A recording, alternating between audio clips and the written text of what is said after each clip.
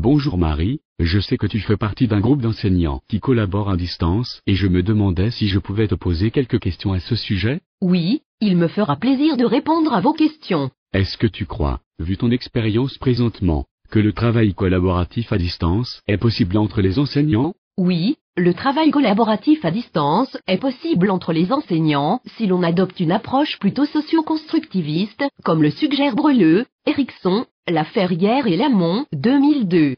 De plus, afin que cela soit possible, les enseignants doivent être ouverts au changement et doivent être à l'aise avec l'utilisation d'éthique, sinon, ils doivent, comme le propose Breuleux et al., consacrer le temps nécessaire à la formation pour le devenir. Ah, je vois. Toutefois, il ne faut pas préconiser la collaboration à distance au détriment des réunions face à face qui, elles, restent primordiales afin d'établir la confiance entre les enseignants.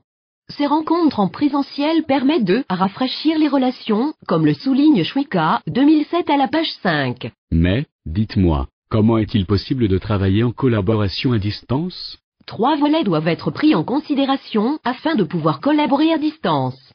Tout d'abord, il y a le volet technologique. Avec la technologie du Web 2.0 et l'avènement des wikis, blogs, Twitter, réseaux sociaux et des forums, les outils mis à la disposition des enseignants pour les aider dans leur collaboration à distance est très vaste. Il s'agit de trouver l'outil qui convient comme le propose Breuleux et al. 2002. Ensuite, vient le volet épistémologique, qui est en fait une vision commune de la collaboration à distance et finalement, le volet social qui concerne la vision de l'éducation et des pratiques pédagogiques et ce, toujours selon Breuleux et al. 2002. Pouvez-vous me suggérer quelques façons de faire? Certainement. Il y a 2 façons de faire qui semblent être préconisées dans le monde de l'éducation pour permettre la collaboration à distance. Tout d'abord, il y a le système des vidéoconférences préconisé par Anderson et Anderson, 2009, qui est en fait une conférence face à face en ligne au même moment. La vidéoconférence peut également être enregistrée d'avance afin que les participants puissent y accéder selon leur emploi du temps. Et quelle est l'autre façon de faire? Il y a également le phénomène des conférences en ligne qui peuvent se suivre partout à travers le monde. La plus populaire étant la technologie, College and Community, TCC, World Wide Online Conference citée par Anderson et Anderson, 2009. C'est en fait une conférence annuelle qui est entièrement en ligne et qui dure pendant 3 jours et ce, 24 heures sur 24. Anderson et Anderson, 2009, affirment même qu'en 2008, cette conférence sur le web a réussi à réunir plus de 800 participants venant de partout à travers le monde. Et même, c'est très intéressant. Et quels sont les avantages de cette collaboration à distance? Le principal avantage mentionné par Breuleux et al. 2002 est en fait que l'éthique permet aux enseignants de travailler, de collaborer et d'échanger lorsque géographiquement, c'est impossible. De plus, le travail à distance permet aux enseignants d'utiliser les talents de tous au maximum en faisant une répartition des tâches adéquate.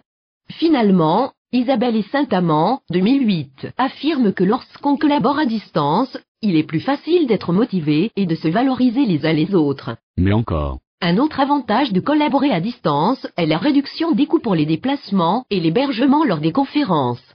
Ainsi, le conseil scolaire peut limiter les dépenses grâce aux conférences en ligne qui en plus, telles que mentionnées par Anderson et Anderson, 2009, sont moins coûteuses que les conférences dites face à face. Voilà un point qui plairait au conseil scolaire et à notre directeur général. Ce n'est pas tout.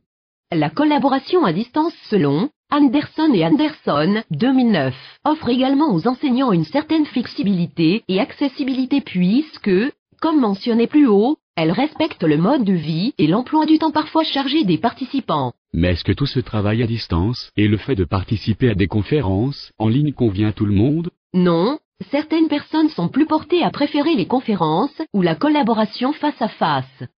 Cette façon de faire leur permet de vraiment se concentrer sur la collaboration ou le cours en question alors que, s'ils sont assis devant un écran à suivre un cours ou une conférence en ligne ou s'ils sont en train de collaborer à distance, il est facile, selon Anderson et Anderson, 2009, de faire autre chose en même temps qui n'a aucun lien avec le travail demandé.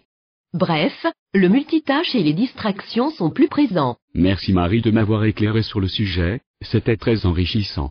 Tout le plaisir était pour moi.